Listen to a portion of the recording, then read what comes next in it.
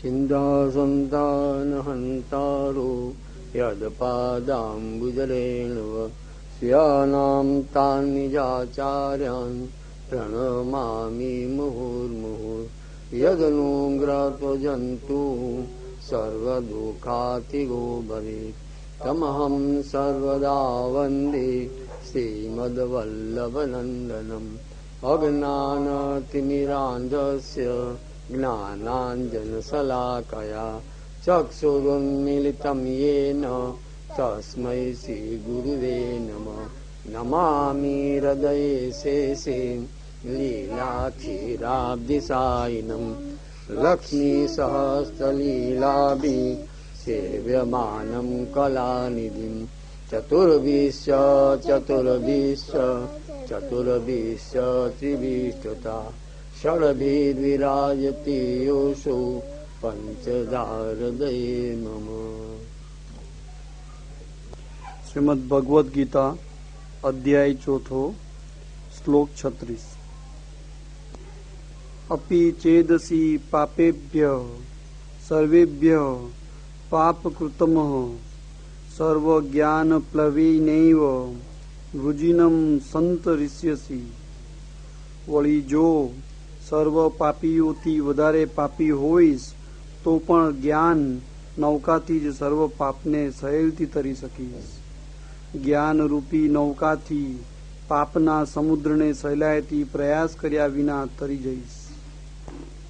યથેદાંસી સંમિદ્ધોગ્નિ ભસ્મસાત કુરુતે અર્જુન જ્ઞાનાગ્નિઃ સર્વકર્માણિ ભસ્મસાત કુરુતે તથા। હે અર્જુન, જેમ પ્રજ્વલિત અગ્નિ કાષ્ઠને ભસ્મસાત કરે છે તેમ જ્ઞાનાગ્નિ સર્વ કર્મને ભસ્મસાત કરે છે। ગયા શ્લોકમાં પાપને સમુદ્ર ગણી જ્ઞાનને નૌકા કહી, પરંતુ સમુદ્ર અગાધ વિસ્તૃત હોવાથી અને નૌકા નાની હોવાથી કદાચ નૌકા સમુદ્રમાં ડૂબી જાય તેવો ભય રહે છે। તેથી પુનઃ જ્ઞાનનું પ્રાબલ્ય દર્શાવનાર બીજું દ્રષ્ટાંત કહે છે। જેમ પ્રજ્વલિત અગ્નિ કાષ્ઠને ભસ્મસાત કરે છે તેમ જ્ઞાનરૂપી અગ્નિ સર્વ કર્મને બાળીને ભસ્મભૂત કરે છે। નહિ જ્ઞાનેન સદસમ પવિત્ર મિહ વિદ્યતે તત સ્વયં યોગ સંસિદ્ધ કાલેનાત્મની વિદંતી। જ્ઞાન સમાન પવિત્ર અહીં કાંઈ નથી। પોતે યોગથી સિદ્ધ થયેલો પુરુષ તે જ્ઞાન સમય જતા પોતાનામાં પ્રાપ્ત કરે છે। તત તપ ધ્યાન વગેરે સાધનોમાં કોઈ જ્ઞાન સમાન પવિત્ર સાધન નથી। સાંખ્ય રૂપ જ્ઞાન પણ યોગથી સિદ્ધ થયેલો પુરુષ સમય જતા પોતાનામાં પ્રાપ્ત કરે છે। કોઈ એકલા સાંખ્યને પ્રાપ્ત કરે છે, કોઈ એકલા યોગને પ્રાપ્ત કરે છે, પરંતુ સાંખ્ય અને યોગના એકાર્થ રૂપ આ જ્ઞાન પ્રાપ્ત થવું કઠિન છે। મેં તને આગળ સમજાવ્યું હતું કે હીરો બનાવવો, હીરો ઘસવો, પરંતુ હીરો કેમ બનાવવો, હીરો કેમ ઘસવો એ તો જ્ઞાન હોવું જોઈએ। પછી તમે કર્મ કરો તે એક યોગનો પ્રકાર છે, પરંતુ એ યોગ કર્યા પહેલા જ્ઞાન પ્રાપ્ત કરવું બહુ જરૂરી છે કે હીરો કઈ રીતે બનાવી શકાય, કઈ રીતે ઘાટ કરવો, કઈ રીતે પેલ કરવા। તો ભગવાન આજ્ઞા કરે છે કે જ્ઞાન અને યોગ બે સ્વતંત્ર હોવા છતાં પણ સ્વતંત્ર નથી। પેલા જ્ઞાન પ્રાપ્ત કરો અને જ્ઞાન પ્રાપ્ત કર્યા પછી તમે જયારે યોગનો આરંભ કરો છો તો એ જ્ઞાન, એ યોગ તમે ફલરૂપ થશે। ખ્યાલ આવે કે નહીં? કેવળ જ્ઞાનથી એ કામ નહીં ચાલે અને કેવળ યોગથી એ કામ નહીં ચાલે। ભગવાન આજ્ઞા કરે છે કે પેલા જ્ઞાન પ્રાપ્ત કરો અને પછી યોગ કરો। બે સ્વતંત્ર હોવા છતાં પણ સ્વતંત્ર નથી। સાંખ્યની પણ જરૂરિયાત છે તો યોગ એટલે કર્મની પણ જરૂરિયાત છે। બે જયારે ભેગા થશે ત્યારે પૂર્ણતા આવશે। અહીંયા ભગવાન સમજાવે છે। શ્રદ્ધાવાલ લભતે જ્ઞાનમ તત્પર સંયંતીન્દ્રિય જ્ઞાનમ લબ્ધ્વા પરામ શાંતિમ ચિરેણાધિગચ્છતિ। શ્રદ્ધાવાન, જ્ઞાન પરાયણ અને ઇન્દ્રિયોને નિયમમાં રાખનાર જ્ઞાન પ્રાપ્ત કરે છે ને જ્ઞાન પ્રાપ્ત કરી થોડા સમયમાં પરાશાંતિ પામે છે. ઉત્તમ જ્ઞાનનું દાન કોને કરવું તેની પરીક્ષા કરવા ગુરુ શિષ્યની શ્રદ્ધા જુએ છે. તેથી શ્રદ્ધાવાન હોય તેને જ જ્ઞાન પ્રાપ્ત થાય છે. શ્રદ્ધાવાન, જ્ઞાન પરાયણ, ઇન્દ્રિયોનો સંયમ કરનાર પુરુષ જ્ઞાન પ્રાપ્ત કરે છે. જ્ઞાન પ્રાપ્ત થયા પછી પરાશાંતિ અથવા ચિત્તની શાંતિ તે મેળવે છે. ભગવાને જ્ઞાનની તો વખાણ કર્યા કે બીજા બધા યજ્ઞ કરતા જ્ઞાન સૌથી શ્રેષ્ઠ યજ્ઞ છે. હવે ભગવાન આજ્ઞા એમ કરે છે કે જ્ઞાન કોને આપવું? સામે જે શિષ્ય બેઠેલો છે એનામાં કઈક યોગ્યતા તો હોવી જોઈએ. તો ભગવાન યોગ્યતાના લક્ષણ બતાવે છે. સૌથી પહેલા એ વ્યક્તિને ભગવાનમાં અને ગુરુમાં શ્રદ્ધા હોવી જોઈએ. બીજું, એનું જીવન ભગવત પરાયણ હોવું જોઈએ. અને ત્રીજું, પોતાની બધી ઇન્દ્રિયો પર એનો પોતાનો સંયમ હોવો જોઈએ. અસંયમી વ્યક્તિ હોય તો જ્ઞાન પ્રાપ્ત કરી શકતો નથી. આ 3 ગુણ જેનામાં હોય તે જ્ઞાન પ્રાપ્ત કરવાનો અધિકારી બને છે. તો ગુરુએ પરીક્ષા કરી તો આ 3 વસ્તુની પરીક્ષા કરી. સૌથી પહેલા એની ગુરુ અને ભગવાનમાં શ્રદ્ધા છે કે નહીં. બીજું, એનું જીવન ભગવત પરાયણ છે કે નહીં. અને ત્રીજું, એનો બધી પોતાની ઇન્દ્રિયો ઉપર સંયમ છે કે નહીં. આ 3 વસ્તુ જેનામાં હોય તે જ્ઞાન પ્રાપ્ત કરવાનો અધિકારી બને છે. બધા અધિકારી બની શકતા નથી. ભગવાન આજ્ઞા કરે છે, હમણાં ઉપરના ભાગમાં આવી ગયું કે આચરણ ભગવત કૃપા હશે તો થશે. પરંતુ આ ભગવદ આજ્ઞા રૂપી આ જે અમૃત જે છે, ભગવદ્ ગીતા રૂપી અમૃત, તમે એનું જો પાન કરશો તો પણ તમારો બેડો પાર થઈ જશે. એમ ભગવાન એમ આજ્ઞા કરે છે. ઠાકોરજી કૃપા કરી, ગુરુ કૃપા કરીને જો તમે આચરણ કરશો તો નિસંદેહ તમે પાર થવાના જ છો. એમાં કોઈ શંકા નથી. પરંતુ એટલે હદ સુધી ન પહોંચો. પરંતુ આવા ઉત્તમ ગ્રંથના સંપર્કમાં આવશો તો પણ તમારો બેડો, આ અગ્નિ, આ જ્ઞાન રૂપી અગ્નિ છે, એમાં તમારા બધા પાપ બળીને ભસ્મ થઈ જશે. એમ ભગવાન આજ્ઞા કરે છે. અજ્ઞશ્ચા શ્રદ્ધાનશ્ચ સંશયાત્મા વિનશ્યતિ નાયમ લોકોસ્તિ ન પરો ન સુખમ સંશયાત્મનમ. અજ્ઞ, શ્રદ્ધા રહિત અને સંશય વાળો વિનાશ પામે છે.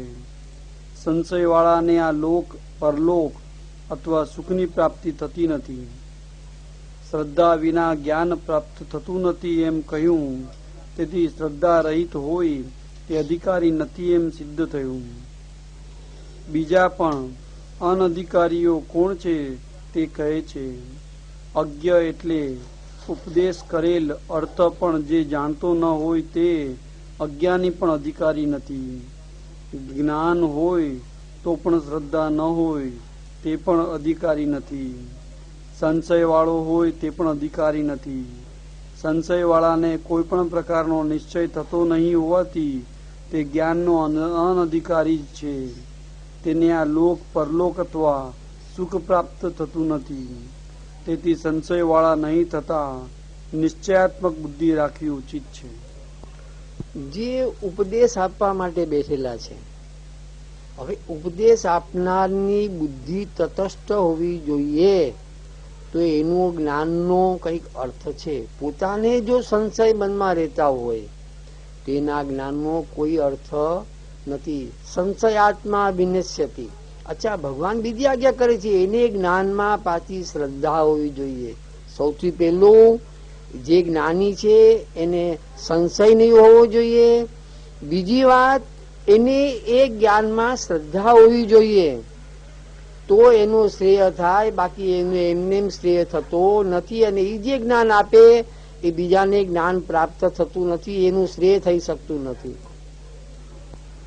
યોગ સંન્યસ્ત કર્માણમ જ્ઞાન સમછિન્ન સંશયમ આત્મવમ તમ ન કર્માણી નિબધંતિ ધનંજય.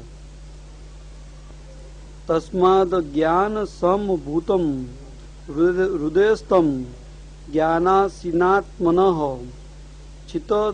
ચિત્તવૈનમ સંશયમ યોગમાં તિષ્ઠ ભારત. યોગથી જેને કર્મનો ત્યાગ કરેલો છે, જ્ઞાનથી જ સંશયો છેદાઈ ગયેલા છે, તેમાં આત્મવાન પુરુષને કર્મ બંધન કરતા નથી. સાંખ્ય અને યોગ ઉભયના એકાર્થમાં જે તત્પર હોય તેને કર્મ બંધન થતું નથી એમ કહે છે. બહારથી ક્રિયા કરતો હોય છતાં પાછળ યોગનું વર્ણન કર્યું તેવા યોગથી ક્રિયાની સિદ્ધિ અથવા અસિદ્ધિ ઉભયમાં સમાન ચિત્ત રાખી અંદરથી જેને કર્મનો ત્યાગ કરેલો છે, અર્થાત અંદરથી જેને કર્મનો કાંઈ પણ સંબંધ નથી અને સાંખ્ય જ્ઞાનથી જેના સર્વ સંશયો છેદાઈ ગયા છે, તેથી આત્મા અથવા અનાત્મા સંબંધી સર્વ સંશયો દૂર થવાથી જેને આત્માનું અલ્પ પણ અભિમાન નથી અને જે માત્ર આત્મવાન જ છે તેવા પુરુષને તે જે કર્મ કરે છે તે બંધન કરતા નથી. તેથી હે ભારત, ઉઠ અને અજ્ઞાનથી ઉત્પન્ન થયેલા હૃદયમાં રહેલા તારા સંશયને જ્ઞાનરૂપી અસ્થિથી છેદીને એનો યોગ કર. તેથી હે ભારત, તું ઉઠ, સાંખ્ય બુદ્ધિ પ્રમાણે અનાત્મા રૂપ સંશયને જ્ઞાનરૂપી અસ્થિથી છેદી યોગ કર. તારા સત્તરીના કર્મ યુદ્ધ માટે તું તૈયાર થા.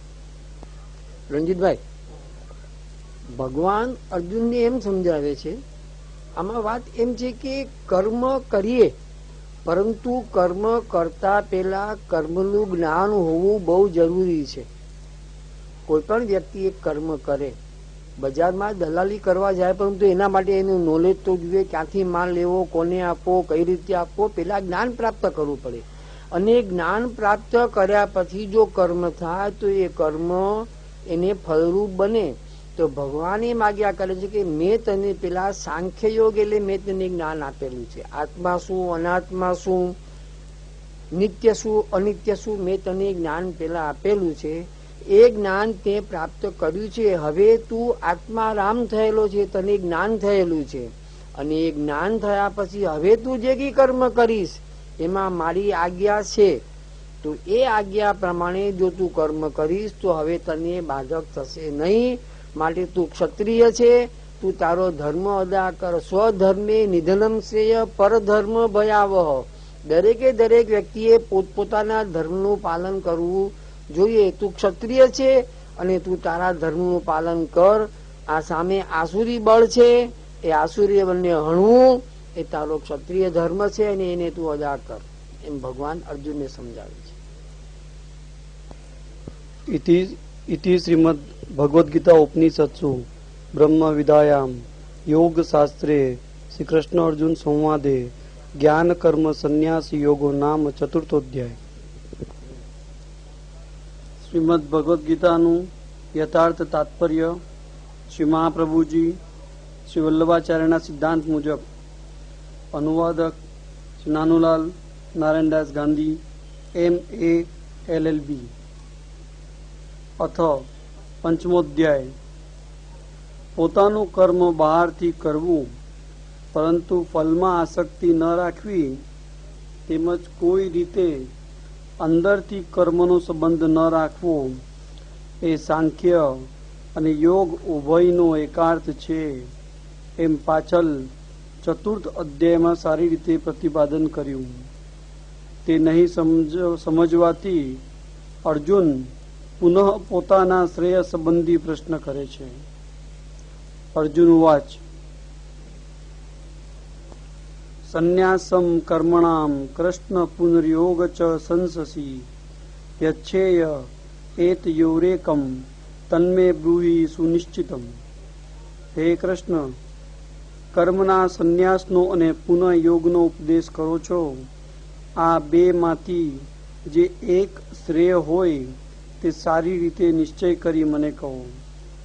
કર્મના સંન્યાસ અથવા ત્યાગનો આપ ઉપદેશ કરો છો, વળી કર્મયોગનો પણ ઉપદેશ કરો છો. કર્મયોગ આચરે અથવા કર્મ કરે તેનાથી કર્મનો સંબંધ તજાય નહીં, તેથી સંન્યાસ થઈ શકે નહીં. કર્મનો સંબંધ તજી સંન્યાસ રાખે તો કર્મયોગ થઈ શકે નહીં. કર્મ સંન્યાસ ને કર્મયોગ આવી રીતે પરસ્પર વિરુદ્ધ સ્વરૂપવાળા હોવાથી એક જ માણસ એક જ વખતે ઉભય કરી શકે નહીં. તેથી બેમાંથી જે એક શ્રેયસ્કર હોય તેનો મને સારી રીતે નિશ્ચય કરી આપ ઉપદેશ કરો. શ્રી ભગવાન ઉવાચ સંન્યાસ કર્મયોગશ્ચ નિહ શ્રેયસ્કરાવુભો તયોસ્તુ કર્મ સંન્યાસાત કર્મયોગો વિશિષ્યતે. સંન્યાસ અને કર્મયોગ ઉભય નિય શ્રેયસ્કર છે, પણ તે બેમાંથી કર્મ સંન્યાસ કરતા કર્મયોગ વધારે સારો છે. સાંખ્યનો કર્મ સંન્યાસ અને કર્મયોગ ઉભય શ્રેયસ્કર છે. ઉભય મુખ્ય સાધન છે અને સ્વતંત્રતાથી પુરુષાર્થમાં સાધન છે. આ બેમાંથી કોઈ એકબીજાનું અંગ નથી. આ બેમાંથી હર કોઈ એકનું આચરણ કરે તેને મોક્ષ રૂપ શ્રેય પ્રાપ્ત થાય છે. તથા સંન્યાસ કરતા કર્મયોગ વધારે સારો છે. સંન્યાસમાં બહારથી પણ સર્વ કર્મનો ત્યાગ કરવાનો છે. કર્મયોગમાં બહારથી કર્મનો ત્યાગ ન કરતા માત્ર મનથી જ ત્યાગ કરવાનો છે. કર્મયોગ સંન્યાસ કરતા ઉત્તમ છે, કારણ કે તત્વજ્ઞાનીઓ પણ લોકાનુગ્રહ માટે કર્મ કરે છે. તેથી મનથી જ કર્મનો ત્યાગ કરવો ને બહારથી ત્યાગ ન કરતા કર્મ કરવું એ તારે માટે પણ ઉત્તમ છે. પેલા એક બીજી વાત કરી લઈએ. ભગવાને એમ આજ્ઞા કરી કે મારું જન્મ ને કર્મ દિવ્ય છે, તો દિવ્ય કર્મની ચર્ચા થોડી ઘણી આપણે આગળ કરી મારી બુદ્ધિ પ્રમાણે. પણ આ બી દિવ્ય કર્મ નથી લાગતું કે યુદ્ધનું મેદાન છે, યુદ્ધનું વાતાવરણ છે, અને ત્યાં આવું પરમ તત્વજ્ઞાન આપવું આપણે દિવ્ય કર્મ જ છે ને ભગવાનનું. યુદ્ધના મેદાનમાં આવું તત્વજ્ઞાન આપવું કે એ તત્વજ્ઞાન કેવું છે કે દુનિયાની કોઈ પણ એવી ભાષા નથી કે જેમાં આનું ભાષાંતર થયું નહીં હોય, અથવા કોઈ પણ વિદ્વાન એવો નથી કે આમાં ખંડન કાઢી શકે એવું તત્વજ્ઞાન. વિદ્વાન હોય, બ્રાહ્મણ હોય, ક્ષત્રિય હોય, વૈશ્ય હોય કે શુદ્ર હોય, બધાને આમાંથી માર્ગદર્શન મળે ને બધાને આમાંથી શ્રેયનો રસ્તો નીકળે. ઈ તત્વજ્ઞાન પાછું ક્યાં આગળ આપ્યું? યુદ્ધના મેદાનમાં જે તંગ વાતાવરણ છે, જે ભગવાન જે આજ્ઞા કરે છે કે મારો જન્મ ને કર્મ બંને દિવ્ય છે, તો આપણે એક દિવ્ય કર્મ જેવી જ વાત છે. બરાબર ને? અચ્છા, હવે અર્જુન એમ પૂછે છે કે આપ સંન્યાસને ઉત્તમ ગણો છો, સાથે કર્મયોગને ઉત્તમ ગણો છો, તો મારે બંને બે માંથી મારે કયું ઉત્તમ ગણવું? ત્યાં ભગવાન એને આજ્ઞા કરે છે કે જે લોકો સંન્યાસ લે છે એ કર્મનો ત્યાગ કરી આત્મારામ બની જાય છે, અને જે કર્મ કરે છે એ લોકોએ સંન્યાસીની જેમ મનથી કર્મને છોડી દેવાનું છે, દેહથી નહીં. મનથી કર્મને છોડવું એટલે શું? આ બધું ભગવાન મારી પાસે કરાવે છે, કરતા કારયિતા ભગવાન છે, હું કેવળ નિમિત્ત માત્ર છું. એ પ્રમાણે કર્મનો ભાર પોતાના માથે જેમ ટોપલો ઉપાડ્યો હોય ને એવી રીતે ફરવાનું નથી. ભગવાન કરાવે છે ને હું કરું છું. કેવળ મનથી કર્મનો ત્યાગ કરવાનો છે, બાકી કર્મ તો તારે કરવું જ પડશે. સંન્યાસ કરતા કર્મ સૌથી શ્રેષ્ઠ છે. સંન્યાસ યોગ કરતા કર્મયોગ શ્રેષ્ઠ છે. કેમ? તો કે કર્મયોગથી પોતાનું શ્રેય થાય છે, સાથે બીજાનું પણ શ્રેય થાય છે. એટલા માટે કર્મયોગ શ્રેષ્ઠ છે. જ્ઞેય સ નિત્ય સંન્યાસી યો ન દ્રેષ્ટિ ન કામ ક્ષતિ નિર્દ્વંદો હિ મહાબાહો સુખમ બંધાત પ્રમુચ્યતે. હે મહાબાહો, જે દ્વેષ કરતો નથી ને ઈચ્છા રાખતો નથી તેને નિત્ય સંન્યાસી જાણવો, કારણ કે દ્વંદ રહિત તે સહેલાઈથી બંધમાંથી મુક્ત થાય છે. તું મહાબાહુ વાળો હોવાથી તારે પણ એમ જ કરવું ઉચિત છે. સાંખ્ય યોગો પૃથગ્વાલાહ પ્રવદંતી ન પંડિતાહ એકમપ્યાસ્તિત મપ્ય ગુભયોર્વિદતે ફલમ. સાંખ્ય અને યોગને બાળકો જુદા કહે છે, પંડિતો કહેતા નથી. એકને પણ સારી રીતે આચરવાથી ઉભયનું ફલ પ્રાપ્ત કરે છે. સાંખ્ય અને યોગ ભિન્ન ભિન્ન શાસ્ત્રો હોવા છતાં તેમનો એક જ અર્થ કેમ કહો છો એવી શંકા થાય. તે માટે ઉભય શાસ્ત્રો પણ એક જ ફલ પ્રાપ્ત કરાવનાર હોવાથી તથા તેઓને એક જ અર્થ હોવાથી ઉભય શાસ્ત્રો પણ એક જ છે એમ કહે છે. સાંખ્યમાં કર્મનો ત્યાગ કરવાનો છે ને યોગમાં કર્મ કરવાના છે. એવો ભેદ હોવા છતાં યોગમાં પણ લાભ અને હાનિ, જય અને પરાજય વગેરે દ્વંદ્વનો ત્યાગ કરીને અંદરથી કર્મ સાથે કંઈ પણ સંબંધ રાખ્યા વિના કર્મ કરવાના હોવાથી ઉભયનો એક જ અર્થ છે.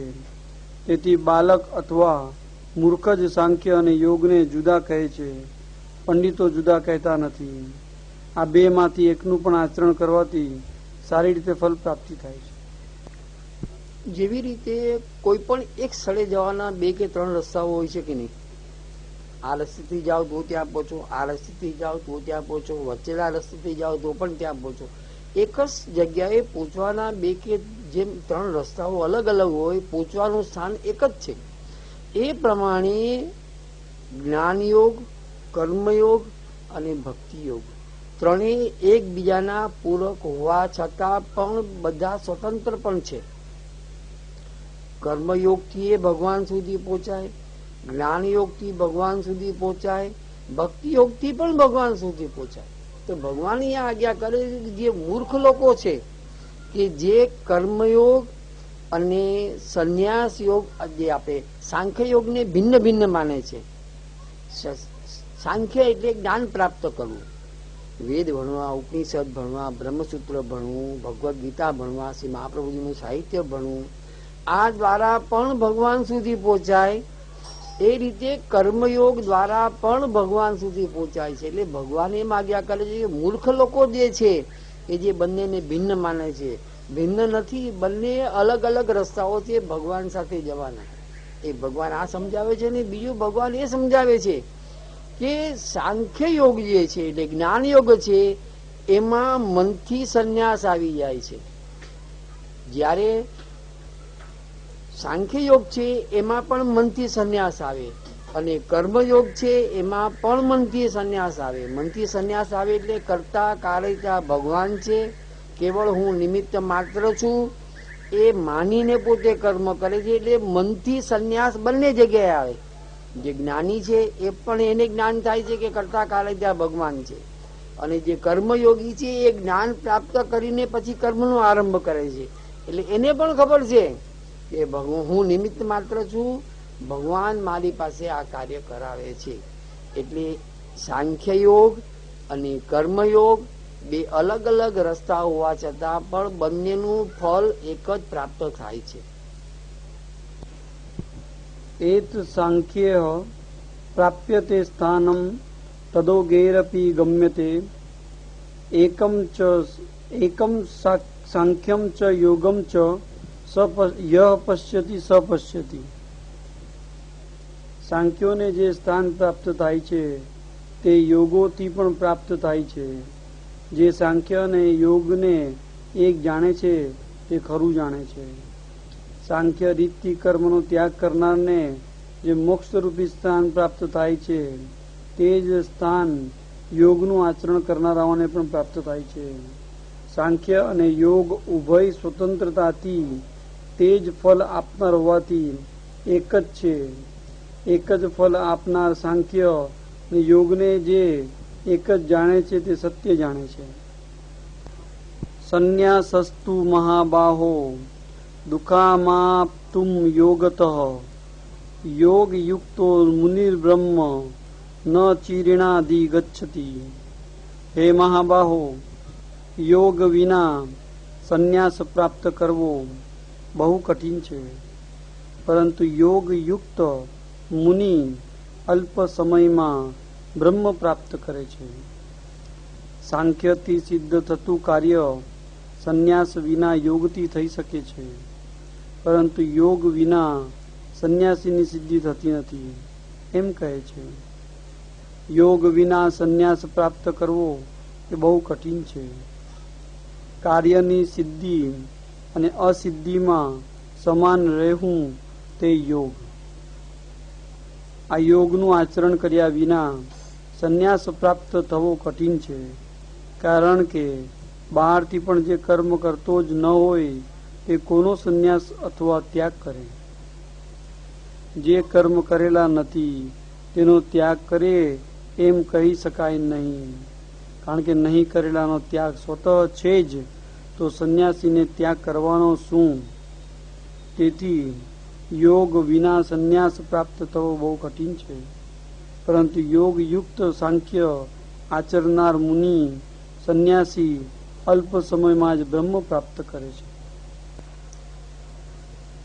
બ્રહ્મચર્યાશ્રમ, ગ્રસ્તાશ્રમ, વાનપ્રસ્થાશ્રમ, સંન્યાસાશ્રમ, આ 4 વેદની મર્યાદા વર્ષોથી ચાલી આવી છે. ખ્યાલ આવતો ને?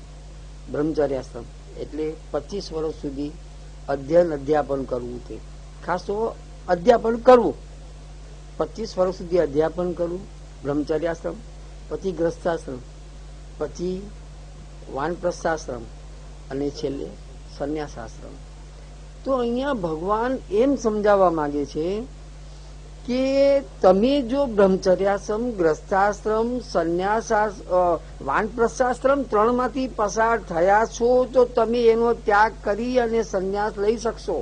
પણ શરૂઆતથી સંન્યાસ લેશો તો તમે ત્યાગ શેનો કરશો? કારણ કે તમે એવું કઈ કર્યું જ નથી કે જેનો તમે ત્યાગ કરવો પડે.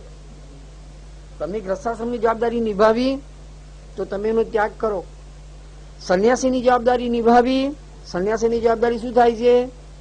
યોગ, હોમ કરવા, હવન કરવા, અધ્યાપન કરાવવું. તમે કર્મ કર્યું છે તો હવે તમે કર્મનો ત્યાગ કરીને સંન્યાસ ધારણ કરો. તમે બ્રહ્મચર્યાશ્રમમાંથી પસાર થયા, તમે ગ્રસ્તાશ્રમમાંથી પસાર થયા, તમે વાનપ્રસ્થાશ્રમમાંથી પસાર થયા, તમે કોઈને ભણાવ્યું તો હવે એનો ત્યાગ કરો. 75 વર્ષ તમારા પૂરા થઈ ગયા તો હવે સંન્યાસ ધારણ કરો. પરંતુ જેને પોતે કર્મ નથી કર્યું એ ત્યાગ શેનો કરશે? માટે પેલા કર્મ કરો અને પછી ત્યાગ કરો એમ ભગવાન આજ્ઞા કરે છે. કર્મ પછી ત્યાગ આવે. કર્મ નથી તો તમે ત્યાગ શેનો કરશો? રિટાયર્ડ માણસ ક્યારે થાય છે? 58 વર્ષે ગવર્મેન્ટ રિટાયર્ડ કરે છે. પણ ક્યારે? 58 વર્ષ સુધી, 25 વર્ષ કે 20 વર્ષની ઉંમરથી 58 વર્ષ સુધી જેને પોતાની ડ્યુટી ફરજ બજાવી છે એને ગવર્મેન્ટ પેન્શન સાથે રિટાયર્ડ કરે છે. પરંતુ ક્યારે? કર્મ કર્યું છે તો ભગવાન આજ્ઞા કરે છે કે પેલા કર્મ કરો અને પછી સંન્યાસ ધારણ કરો. યોગ યુક્તો વિશુદ્ધાત્મા વિજિતાત્મા જીતેન્દ્રિય સર્વભૂતાત્મા ભૂતાત્મા કુર્વનપી ન લિપ્યતે. યોગ યુક્ત વિશુદ્ધ અંતકરણ વાળો, જેણે મનને જીતેલું છે, જેને ઇન્દ્રિયોને જીતેલી છે અને જેનો આત્મા પ્રાણી માત્રના આત્મા રૂપ છે, તે કર્મ કરવા છતાં લેપાતો નથી. અહીંથી 3 શ્લોકથી યોગીના સ્વરૂપનું વર્ણન કરે છે. યોગ આચરનાર શુદ્ધ અંતકરણ વાળો, મન અને ઇન્દ્રિયોને જેને જીતેલી છે તેવો અને જેનો આત્મા પ્રાણી માત્રના આત્મા રૂપ છે, અર્થાત જે પ્રાણી માત્રના આત્માને પોતાના આત્મરૂપ જાણે છે તેવો યોગી કર્મ કરવા છતાં કર્મથી લેપાતો નથી, જે બધામાં ભગવાન જુએ છે. નેવ કિંચિત કરોમિતિ યુક્તો મન્યેત તત્વવિત પશ્યન શૃણ્વન સ્પૃશન જિગ્રન નશ્ચન ગચ્છન સ્વપન શ્વસન પ્રલપન વિસૃજન ગ્રહણન નુમ્નિશન નિમિશન નપી ઇન્દ્રિયાણાન્દ્રિયાર્થેષુ વર્તંત ઇતિ ધારયન. જોતા, સાંભળતા, સ્પર્શ કરતા, સૂંઘતા, ખાતા, જતા, ઊંઘતા, શ્વાસ લેતા, લવતા, આપતા, લેતા, આંખ ઉગાડતા અથવા મીચતા પણ ઇન્દ્રિયોના અર્થોમાં પ્રવર્તે છે એમ ધારણા રાખીને હું કાંઈ કરતો જ નથી એમ તત્વ જાણનાર ને યોગી માન. ગયા શ્લોકમાં કર્મ કરવા છતાં યોગી કર્મથી લેપાતો નથી એમ કહ્યું. એ નિયત ફલવાળા કર્મનું ફલ અવશ્ય પ્રાપ્ત થવું જોઈએ એ સિદ્ધાંતથી વિરુદ્ધ હોવાથી ઉચિત નથી. એવી શંકા થાય તે દૂર કરે છે. જોતાથી આરંભી આંખ મીચતા સુધી મન અને ઇન્દ્રિયોના ભિન્ન ભિન્ન વ્યાપાર વર્ણવ્યા. તે સર્વ વ્યાપાર કરવા છતાં હું કરતા છું એવો અભિમાન નહીં હોવાથી પ્રત્યુત ઇન્દ્રિયોના કાર્યોમાં પ્રવર્તે છે. હું કરતા નથી એવી પ્રતીતિ હોવાથી કર્તુપણાનું અલ્પ પણ અભિમાન નહીં હોવાથી તથા લાભ અને હાનિ, જય અને પરાજય વગેરે દ્વંદ્વથી રહિત હોવાથી સર્વ કર્મ કરવા છતાં કર્મનું બંધન ન થાય એમાં કંઈ વિરોધ નથી. આવા પુરુષને કર્મ બંધન નહીં હોવાથી તે કેવલ સાંખ્ય માર્ગીય મુનિ છે એમ માનવાનું નથી, પરંતુ તે કર્મ કરતો હોવાથી યોગ માર્ગીય તત્વવેતા જ છે એમ નીચેના શ્લોકથી વિશેષ સ્પષ્ટ કરે છે.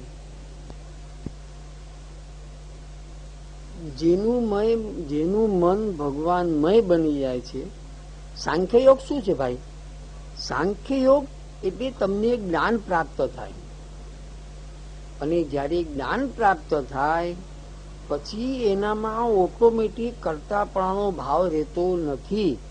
જ્ઞાનનો સૌથી મોટામાં મોટો પ્લસ પોઈન્ટ આ છે કે જેમ જેમ જ્ઞાન પ્રાપ્ત થાય તેમ તેમ આખું જગત એને બ્રહ્મમય દેખાય, અને એને એ પણ ખ્યાલ આવે કે કરતા હું નથી, મારી પાસે ભગવાન કર્મ કરાવે છે. એના માટે એક દ્રષ્ટાંત છે. રહીમ જ્યારે પણ દાન આપતા, એક રહીમ કરીને થઈ ગયા, મોમેડન હતા, એ બહુ ઉદાર દિલના હતા અને ઘણું દાન કર્યું છે. એમને દાન આપવામાં એમના આત્માને સુખ મળતું, પરંતુ એ જ્યારે દાન કરે તો સામેવાલાને પોતાનો હાથ લાંબો કરે તો આંખ નીચી અને પછી એને દાન આપે.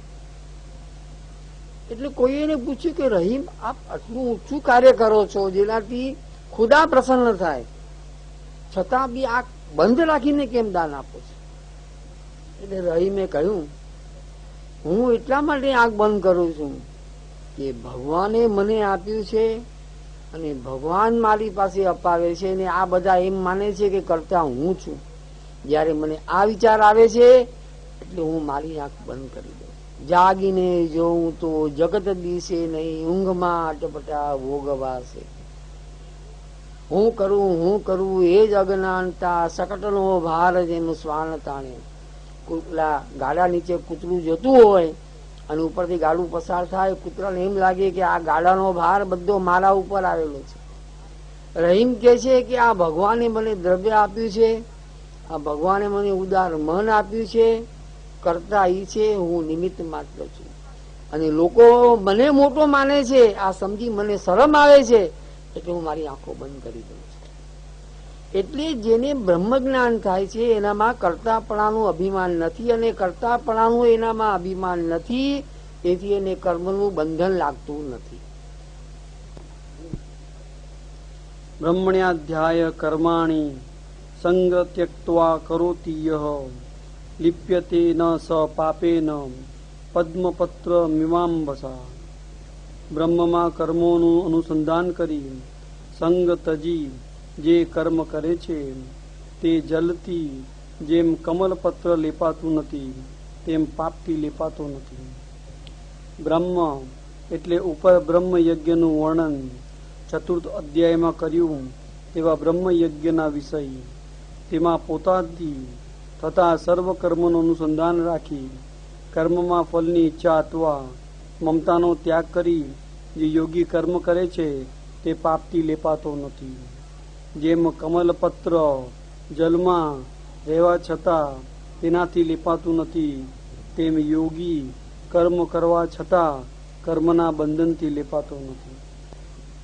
કાયેન મનસા બુદ્ધયા કેવલ્યે ઇન્દ્રિયેરપી યોગિનઃ કર્મ કુર્વંતી સંગમ ત્યક્ત્વાત્મશુદ્ધયે. કાયાથી, મનથી, બુદ્ધિથી અને માત્ર ઇન્દ્રિયોથી પણ યોગીઓ ચિત્તની શુદ્ધિ માટે સંગ તજી કર્મ કરે છે.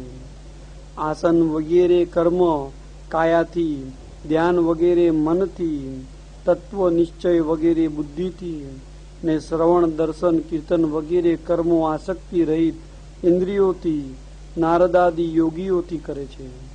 આત્મા એટલે મનની શુદ્ધિ એટલે સમપણા માટે યોગીઓ આવી રીતે આસક્તિ તજી કર્મ કરે છે. તેથી જે સાંખ્ય મતને અનુસરનારા છે તેઓ કર્મ ત્યાગને જ સિદ્ધાંત માને છે, અને જે યોગ માર્ગે અનુસરનારા છે તેઓ કર્મ કરવું એને જ સિદ્ધાંત માને છે. અહીં દર્શાવેલ સદાચારથી પણ કર્મ કર્તવ્ય છે. નવરું જે મન છે એ શેતાનનું ઘર છે. પ્રવૃત્તિ વગરનું મન છે એમ આપણા કહેવામાં આવે છે કે જે પ્રવૃત્તિ વગરનું મન એ શેતાનનું ઘર છે. તો અહીંયા એમ કહેવા માંગે કે નારદજી જેવા મહાનુભાવો યોગીઓ જે કર્મ કરે છે એ પોતાનું અંતઃકરણ શુદ્ધ રહે એટલા માટે મનથી, બુદ્ધિથી, ઇન્દ્રિયથી બધી રીતે એ કર્મમાં પ્રવૃત્ત રહે છે કે જેથી એમનું અંતઃકરણ શુદ્ધ રહે. અને સાથે એમ પણ સમજે છે કે જે કાર્ય અમે કરીએ છીએ એ કાર્ય ભગવાન અમારી પાસે કરાવે છે. તો મનથી, બુદ્ધિથી, ઇન્દ્રિયથી, દેહથી બધી રીતે કર્મ પોતે કરે છે કે જેથી મન એ કાર્યમાં પ્રવૃત્ત થાય તો મનને ખોટા વિચાર આવે નહીં. મન અંતઃકરણની શુદ્ધિ માટે બધા પોતપોતાનું કાર્ય કરે જાય છે. આગળ જે વાત આવી ગઈ કે બ્રહ્મચર્યાશ્રમ, ગ્રસ્તાશ્રમ, વાનપ્રસ્થાશ્રમ, સંન્યાસાશ્રમ, તો એમાં એક પોઈન્ટ રહી ગયો તને સમજાવવાનો. ભગવાન એમ આજ્ઞા કરે છે કે કોઈ ડાયરેક્ટ સંન્યાસ લઈ લે સીધો. એવા પણ મહાનુભાવો થઈ ગયા છે કે જેમને ડાયરેક્ટ સંન્યાસ લીધો, બ્રહ્મચર્યાશ્રમ, ગ્રસ્તાશ્રમ, વાનપ્રસ્થાશ્રમનો પ્રયત્ન ન કરતા સીધો સંન્યાસ લીધો. તો ભગવાન એમ આજ્ઞા કરે છે કે એમના માટે બ્રહ્મ પ્રાપ્તિ બહુ કઠિન વસ્તુ છે. પરંતુ જે ક્રમશઃ આગળ વધે છે, બ્રહ્મચર્યાશ્રમ પસાર કરે, પછી વાનપ્રસ્થાશ્રમ પસાર કરે, પછી સંન્યાસાશ્રમમાંથી પસાર થાય અને પછી સંન્યાસ લે, વાનપ્રસ્થમાંથી પસાર થઈને પછી સંન્યાસમાં આવે તો એ લોકો આસાનીથી બ્રહ્મ પ્રાપ્તિ કરી શકે છે. પરંતુ જો કોઈ ડાયરેક્ટ સંન્યાસ લઈ લે તો એના માટે બ્રહ્મ પ્રાપ્તિ ઘણી કઠિન છે. ક્રમશઃ આગળ વધવું સારું એમ ભગવાન સમજાવે છે. એવા કોઈ મહાનુભાવો થઈ ગયા કે જેને સીધો સંન્યાસ લીધો હોય? તો એવું કોણ? સુખદેવજી. સુખદેવજી જન્મતાની સાથે માના ગર્ભમાં 18 થી 20 વર્ષ સુધી રહ્યા. બહાર જ આવવાનો વિચાર નતા કરતા. પછી દેવોએ આવીને એમને સમજાવ્યા કે તમે બહાર આવો અને તમે જન્મ લો. ત્યારે સુખદેવજીએ જન્મ લીધો. જન્મ્યા ત્યારે નાના બાળક હતા અને ક્ષણમાં તો 18-20 વર્ષની ઉંમરના થઈ ગયા. અને જેવા જન્મ્યા એવા નગ્ન અવસ્થામાં આશ્રમ છોડી વ્યાસજીનો અને સીધી ચાલતી પકડી. આ સીધો સંન્યાસ આને કહેવાય. બ્રહ્મચર્યાશ્રમે નથી, ગ્રસ્તાશ્રમ નથી, વાનપ્રસ્થ નથી અને સીધો સંન્યાસ. તો આવા કોઈ મહાનુભાવો થઈ જાય એ ભગવત કૃપા હોય તો બને. બધા માટે આ વસ્તુ શક્ય નથી. તો ભગવાન કહે છે કે આવી કોઈ વિભૂતિ હોય ને જો આ કાર્ય કરે તો એ કદાચ બેનો બેડો પાર થાય. બાકી સામાન્ય મનુષ્ય તો આ 4 અવસ્થા 3 અવસ્થા પસાર કરી પછી જ એને સંન્યાસ લેવો પડે. સુખદેવજી એવા હતા. સુખદેવજી મહાદેવજીનું સ્વરૂપ છે. એ આ કાર્ય કરી શકે. સામાન્ય માણસનું કામ નથી. જેવી રીતે અગસ્ત્ય ઋષિ આખો દરિયો પી ગયા, તો બધાનું દરિયો પીવાનું કામ નથી. તો સીધો સંન્યાસ લેવો એ પણ બધાનું કામ નથી. આ સુખદેવજી જેવા મહાનુભાવો હોય એ સીધા આ 3 અવસ્થામાંથી પસાર, આ 3 યોગમાંથી પસાર થયા વગર, 3 આશ્રમમાંથી સીધો સંન્યાસ આને કહેવાય. પણ એ તો ભગવત કૃપા અને એવું પોતાનું સામર્થ્ય હોય તો જ શક્ય બને. યુક્ત કર્મ ફલમ ત્યક્ત્વા શાંતિમાન પોતી નૈષ્ટિકીમ અયુક્ત કામકારેણ ફલે શક્તો નિબધ્યતે. યોગ યુક્ત કર્મના ફલ તજી નૈષ્ટિકી શાંતિ પ્રાપ્ત કરે છે. અયુક્ત ફલમાં આસક્ત હોય કામનાથી બંધાય છે. યોગ પ્રમાણે કર્મ કરવાથી નૈષ્ટિક શાંતિ અથવા મોક્ષ પ્રાપ્ત થાય છે, પરંતુ તેથી વિપરીત રીતે ફલમાં આસક્ત રહી કર્મ કરવાથી બંધ પ્રાપ્ત થાય છે. ફલની આશા વગર કર્મમાં આનંદ રાખવો.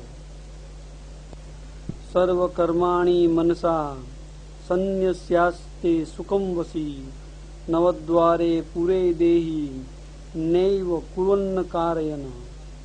ઇન્દ્રિયોને વશ રાખનાર દેહી સર્વ કર્મનો મનથી ત્યાગ કરી નવદ્વાર વાળા પૂરમાં કાંઈ નહીં કરતા અને નહીં કરાવતા સુખમાં રહે છે. યોગમાં જ મનથી જ કર્મનો ત્યાગ કરી બહારથી કર્મ કરવાના છે. તેથી યોગથી સમ થયેલા મન વડે સર્વ કર્મનો ત્યાગ કરી યોગી સુખમાં રહે છે. આ નવદ્વાર વાળા પૂરમાં એટલે શરીરમાં તે કાંઈ કરતો નથી, કારણ કે મનથી સર્વ કર્મનો તેણે ત્યાગ કરેલો છે. તેમજ ઇન્દ્રિયો પાસે પણ તે કાંઈ કરાવતો નથી. ઓ દીકરા મારા, એક વસ્તુ તને સમજાવી દઉં.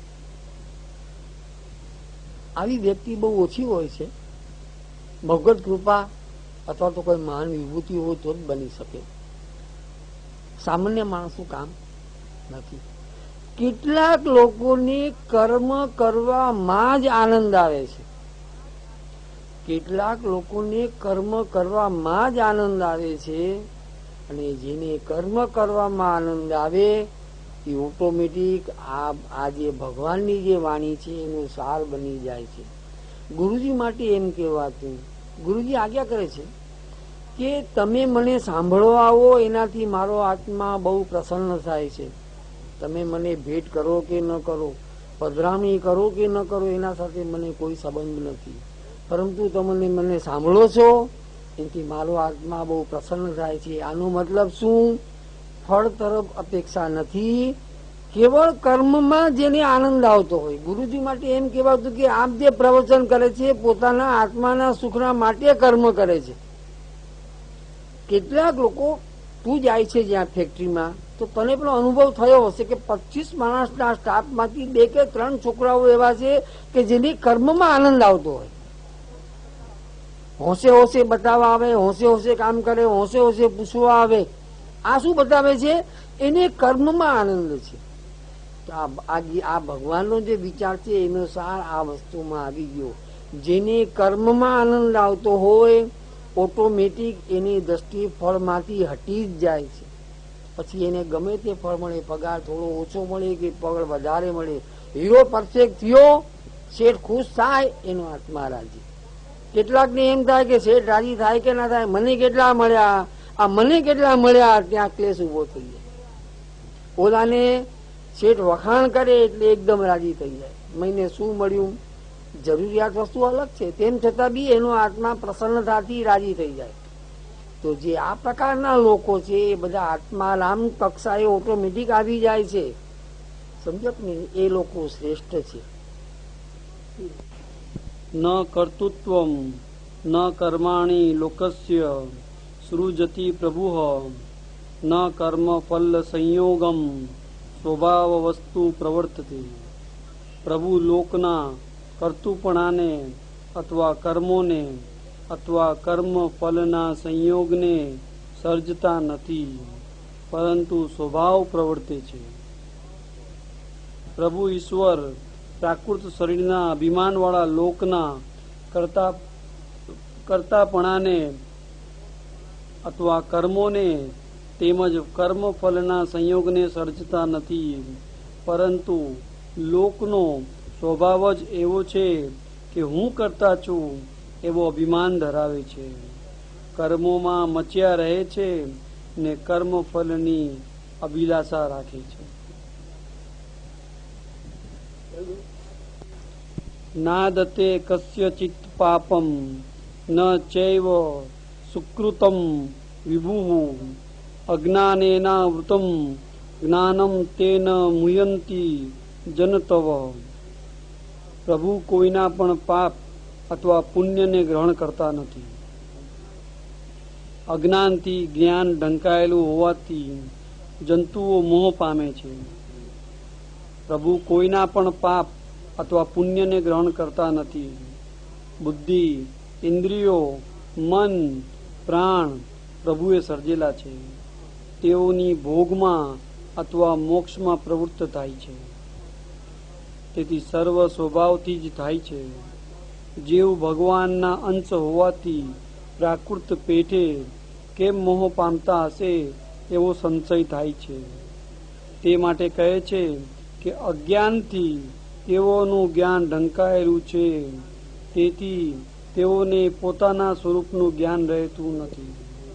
તેઓનું પોતાનું સ્વરૂપનું જ્ઞાન અવિદ્યાના 5 પર્વ માહેના પહેલા પર્વ સ્વરૂપાજ્ઞાથી ઢંકાય છે. ત્યાર પછી અવિદ્યાના બીજા 4 પર્વો પ્રાણાધ્યાસ, અંતકરણાધ્યાસ, ઇન્દ્રિયાધ્યાસ અને દેહાધ્યાસથી ઢંકાય છે.